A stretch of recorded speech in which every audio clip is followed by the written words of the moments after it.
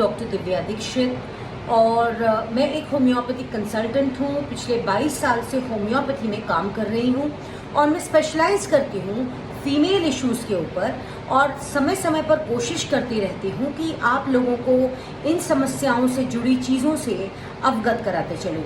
अभी पिछले कुछ दिनों से मैं बात कर रही हूँ मेंस्ट्रुअल साइकिल के ऊपर कि ये क्या होती है, इसका समय पर आना क्यों ज़रूरी होता है और इसके ना आने से क्या क्या समस्याएं होती हैं।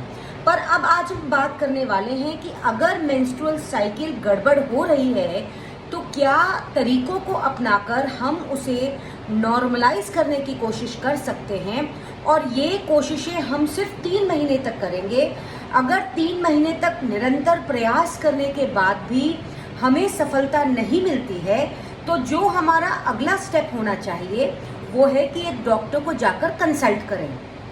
अगर आपका पीरियड, चाहे आप लड़की हैं या आप एक मदर हैं या आप एक मिडिल एज्ड फीमेल हैं, अगर आपका पीरियड जो है या जो मेंस्ट्रुअल साइकिल है वो किसी कारण बिगड़ गई है तो सबसे इम्पॉर्टेंट चीज़ जिस पर ध्यान देना है वो है आपकी डाइट, आपका खान पान।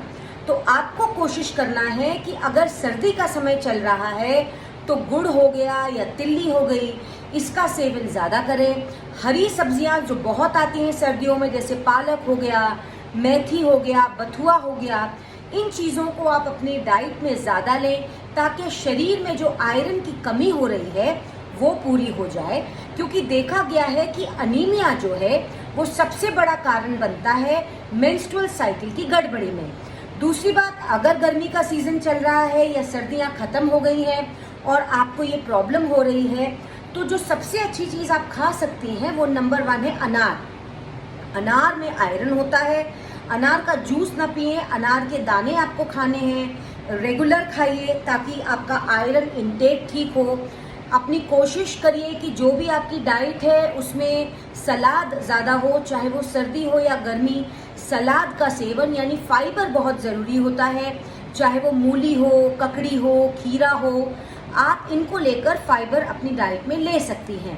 दूसरी बात, अगर आपको ऐसा लगता है कि आपका वज़न ज़्यादा बढ़ गया है तो भाई आप कैसे पहचानेंगे कि वज़न बढ़ गया है। अगर आपको लगता है कि आपके जो ब्लाउज़ हैं वो बाहों से थोड़े टाइट हो रहे हैं या चेस्ट पे टाइट हो रहे हैं या जो आपके सूट हैं वो आपको थोड़ा पेट के हिस्से से या चेस्ट के हिस्से से टाइट लग रहे हैं तो ये संभावना बनती है कि आपने वेट गेन किया हो। भले ही वो मशीन पे ना आया हो पर वाटर रिटेंशन भी वेट गेन की कैटेगरी में आता है।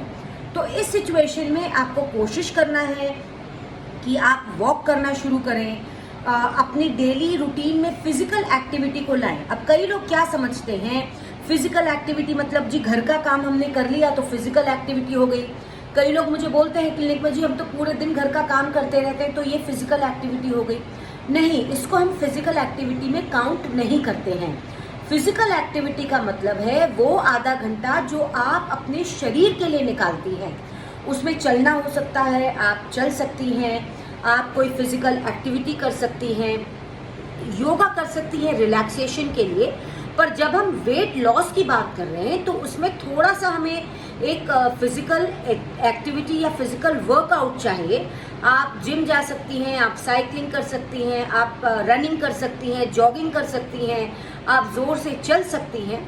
तो ये चीज़ें कर कर भी आप अपने बॉडी को बेटर बना सकती हैं और मेंस्ट्रुअल साइकिल रेगुलराइज कर सकती हैं।